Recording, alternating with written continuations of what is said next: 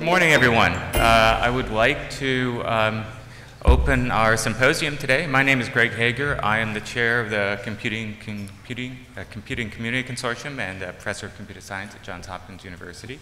I'd like to welcome you to this symposium. Our time is brief today, and we have a lot to get in, so I'd like to just jump right into it. The first thing I'd like to do is to introduce Ed Felton, the Deputy CTO of the United States, to tell us a little bit about the workshop and welcome us. So, Ed. Good morning.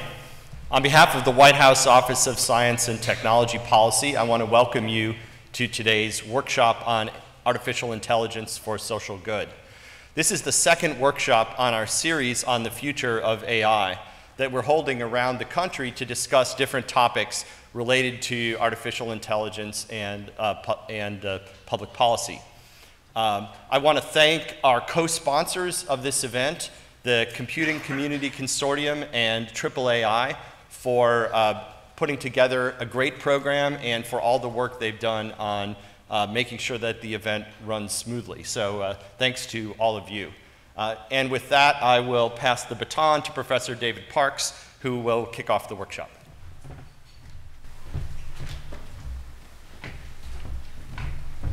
So good morning, everybody. It's really nice to see everybody gathered here. I'm David Parks. I'm a professor at Harvard University.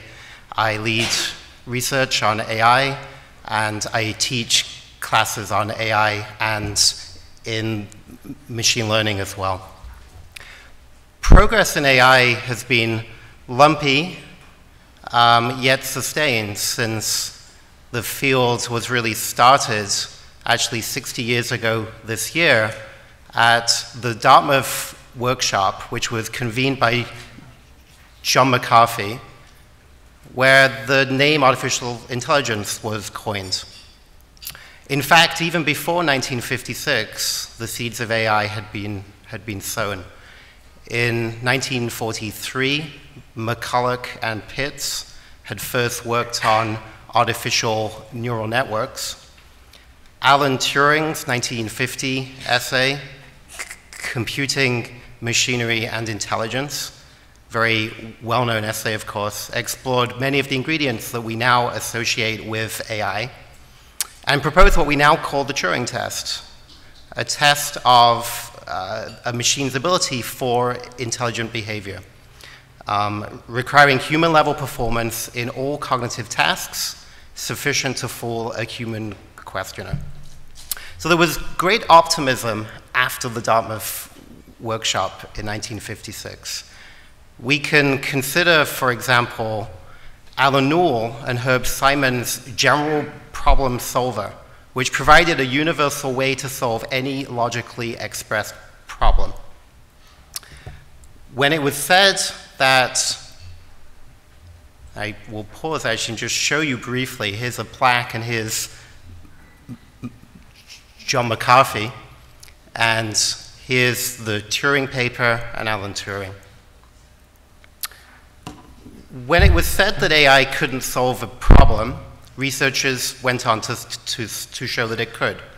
They made progress in vision, on character recognition, on faces. They made early progress on understanding speech, algorithms for inference, for planning, even a robot that was able to move around in its world.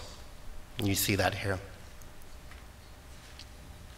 Within a decade, however, after the workshop, this early excitement was to lead then to increasing disappointment. The efforts in machine translation were not working as they should. Neural networks seem to be limited in their power, and the promise was not returned as had been hoped. And there was a significant pullback in AI around the world. And I think as we look at this from today's viewpoint, what we can see is that in the optimism of the time, AI researchers had neglected that just because they could find a solution to a problem in principle, it didn't mean that the program would solve the problem in the real world. So put simply, methods that worked on simple problems could not scale to real-world problems. It was not just that one could take the methods to a faster computer and solve the real-world problem. And indeed, to be fair to the early researchers in AI, computer science was still early in its understanding of intractability. MP completeness, which we now understand as a theory to group together problems that are intractable, was only being developed at the same time, around the same time in the early 1970s. And so despite early enthusiasm, despite a lot of industry interest in the early 1980s, AI could not boast practical successes. Interest dropped. Niels Nielsen calls what follows the AI winter. But happily, it was only a season.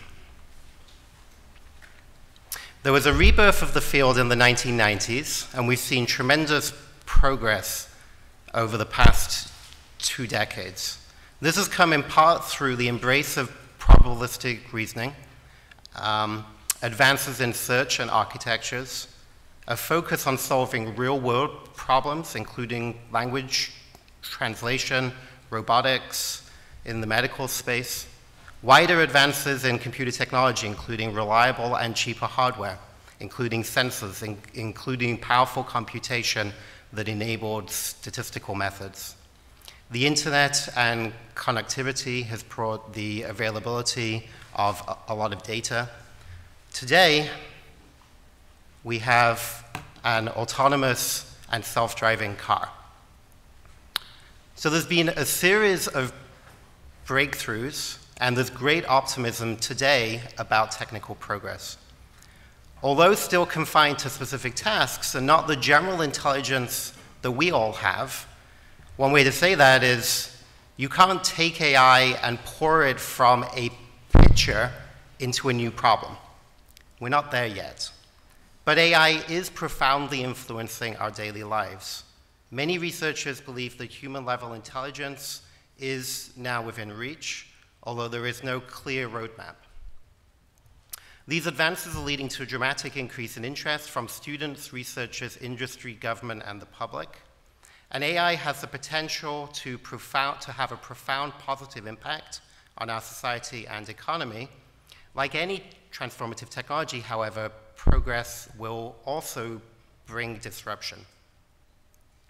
So this workshop today is part of a broader dialogue.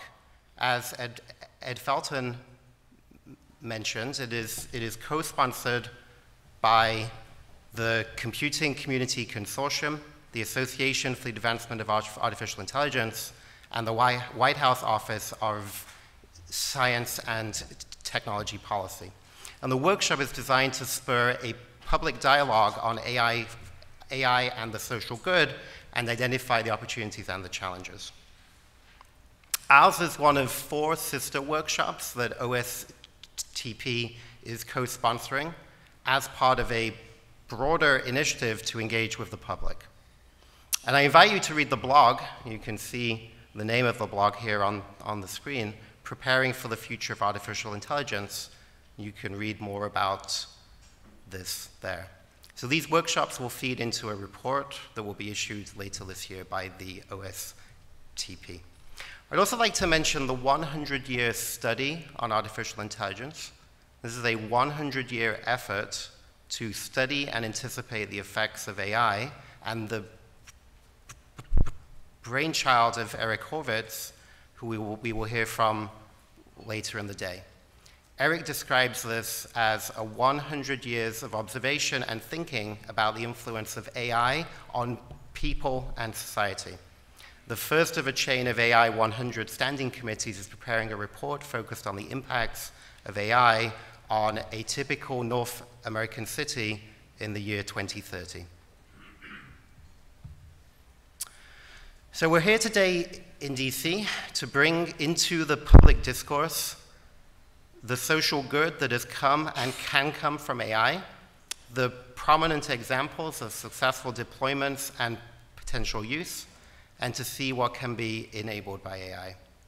Through collaboration between academics and the government, nonprofits, and industry, we can understand how to apply the power of AI to the social good in urban environments for environmental sustainability, improved health, and the public welfare. I would like to acknowledge the work of Milan Tambe, University of Southern California, and Anne Drobnis at CCC in getting this event to happen. And on behalf of my fellow organizers, I would like to thank all of our participants for joining us to share their research. I'd like to remind everybody that this event is being live streamed, and the questions will be taken via Twitter. The handle is on the screen. The first two sessions will be on urban computing and environmental sustainability. They will be followed by a short break, and then we'll have two sessions on health and public welfare. There will then follow a box lunch, and we will have our two keynotes. So without further ado, let me hand over to Amy Greenwald at Brown University, who will moderate our panel on urban computing.